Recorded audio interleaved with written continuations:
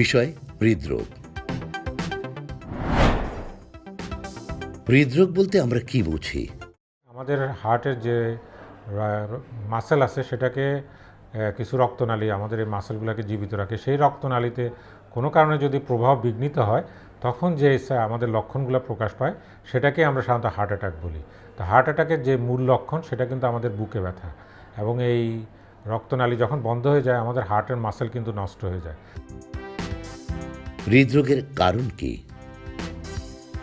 কারো যদি diabetes, pressure বা তার রক্তে যদি কোলেস্টেরল আধিক্য থাকে বা তার পারিবারিকগতভাবে যদি রক্ত জমার কোনো প্রবণতা থাকে তখন এই রক্তনালীগুলোতে চর্বি জমতে থাকে।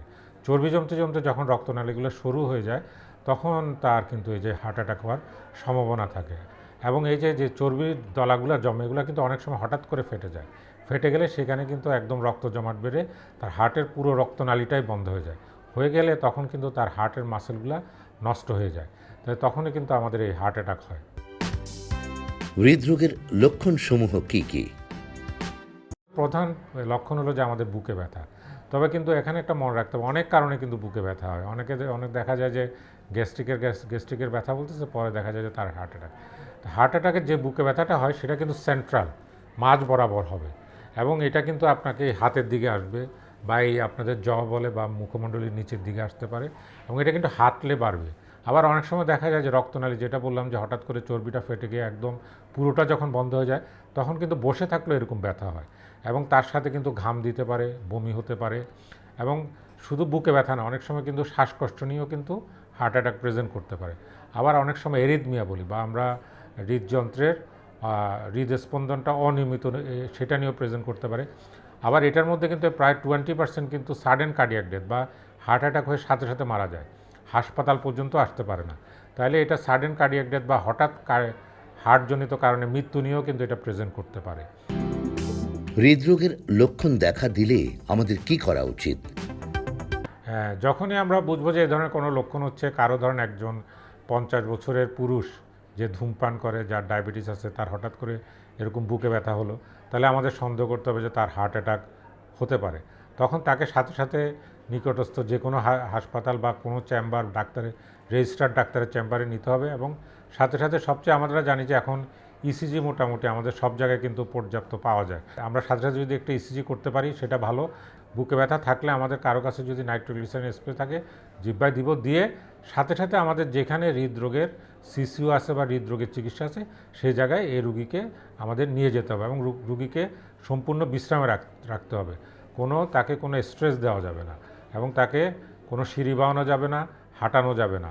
একদম বিশ্রামরত অবস্থায় তাকে আমাদের নিকটস্থ যেখানে যে হাসপাতালে হৃদরোগের চিকিৎসার ব্যবস্থা আছে সেখানে আমাদেরকে নিয়ে যেতে হবে। হৃদরোগ প্রতিরোধের উপায় কি? একবার যদি হার্ট অ্যাটাক হয়ে যায় হার্টের কিছু না কিছু মাসেল নষ্ট হয়, এবং এটার চিকিৎসাও কিন্তু অনেক ব্যয়বহুল।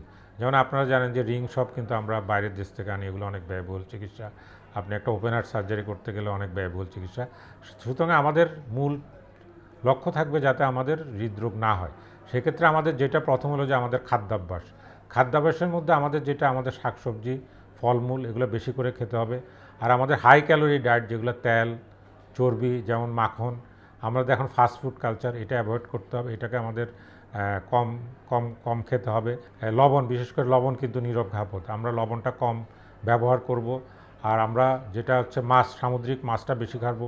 যেগুলো আমাদের স্যাচুরেটেড ফ্যাট, যেমন আমাদের 4 পেয়ে জন্তু যেগুলা ছাগল, গরু, এদের মাংসটা আমরা একটু কম খাওয়ার চেষ্টা করব, যেটাকে আমরা রেড মিট বলে থাকি। মুরগির মাংস খেতে পারবো, কিন্তু মুরগির মাংসের চামড়ার নিচে কিন্তু যে ফ্যাটটা থাকে সেটা ক্ষতিকারক। তাহলে আমরা মুরগির মাংসটা খেতে পারবো, আর আমরা মুরগির চামড়াটা আমরা না খাওয়ার চেষ্টা করবো। আরেকটা জিনিস হলো রান্নার ব্যাপারটা। আপনি ভালো খাবারও যদি খুব তেল দিয়ে রান্না করেন, আপনি একটা সবজি আপনি যত ন্যাচারালি সিদ্ধ করে খাবেন তত কিন্তু এটার পুষ্টিমান বেশি। আপনাকে এটা যখন খুব ভাজি করলেন, অনেক তেল দিলেন, সেটা কিন্তু পুষ্টিমান কিন্তু যে স্বাভাবিক পুষ্টিমান সেটা নষ্ট হয়ে যায়, এবং সেটা কিন্তু খারাপ হয়ে যায়। আপনারা জানেন যে কোনো জিনিস বেশি পুড়লে ট্রান্সফ্যাটি অ্যাসিড হয়, এবং ট্রান্সফ্যাটি অ্যাসিড কিন্তু আমাদের রক্তনালীর জন্য খুবই খারাপ। এবং আমরা অতিরিক্ত ভাজা পোড়া, অতিরিক্ত তেল দিয়ে রান্না এই খাবারগুলো আমরা খাবো না। আমরা একটু পানি খাওয়ার চেষ্টা করব। আরেকটা হলো খাওয়ার সময়টা আমাদের ঠিক রাখতে হবে। আমরা একই সময় খাবারগুলো খাওয়ার চেষ্টা করব, এবং একসাথে বেশি না খেয়ে আস্তে আস্তে অল্প অল্প করে খাবো। এতে আমাদের পুষ্টি ভালো থাকবে এবং আমাদের হার্ট, রক্তনালী সব সুস্থ থাকবে। আরেকটা হলো যে ব্যায়াম। আপনার দরকার যদি 1800 কিলো ক্যালোরি, আপনি যদি খান 3200 কিলো ক্যালোরি, বাকি কিলো ক্যালোরিগুলো বা শক্তিগুলো কোথায় যাবে? এগুলো জমবে। এগুলো চর্বি হিসাবে আমাদের শরীরে বিভিন্ন জায়গায় জমবে, লিভারে, রক্তনালীতে। সুতরাং আপনাকে খাওয়ার সাথে সাথে সেটাকে পুরাতে হবে। পুরাতে হলে আপনাকে ব্যায়াম করতে হবে। আমাদের যেটা WHO বা অন্যান্য সংস্থাগুলো যেটা বলে, অন্তত দৈনিক আপনি 30 মিনিট জোরে জোরে হাঁটবেন, সপ্তাহে 5 দিন, অর্থাৎ ন্যূনতম 150 মিনিট আপনি জোরে জোরে হাঁটবেন।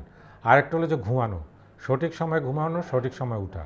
এটা আপনাকে হতে বেশি রাত করে জাগা কিন্তু আমাদের স্বাস্থ্যের জন্য খারাপ। আর সময়ের কাজ সময় করা। আর হচ্ছে কুঅভ্যাস পরিত্যাগ করতে হবে, বিশেষ করে আপনার অ্যালকোহল, ধূমপান।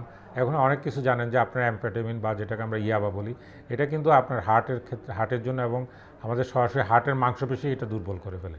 তাহলে যাদের এই সমস্ত কুঅভ্যাস আছে তাদেরকে এই কুঅভ্যাস থেকে দূরে থাকতে হবে। আরেকটা হলো যে আমরা জানেন যে বর্তমান জীবন কিন্তু খুব আপনার স্ট্রেসফুল। আমরা কিন্তু অনেক স্ট্রেসের মধ্যে থাকি, সবাই খুব দেখা যাচ্ছে যে বিভিন্ন ধরনের স্ট্রেসের মধ্যে থাকে। সুতরাং রিল্যাক্সেশন, যে যার মতো রিল্যাক্সেশন, যোগা করতে পারেন। সবসময় মানসিকভাবে প্রফুল্ল থাকার চেষ্টা করবেন, তাহলে আমাদের স্ট্রেসগুলো কম থাকবে। এই সব ধরনের নিয়ম আমরা যদি মেনে চলি তাহলে আমরা আশা করি ভালো থাকতে পারব।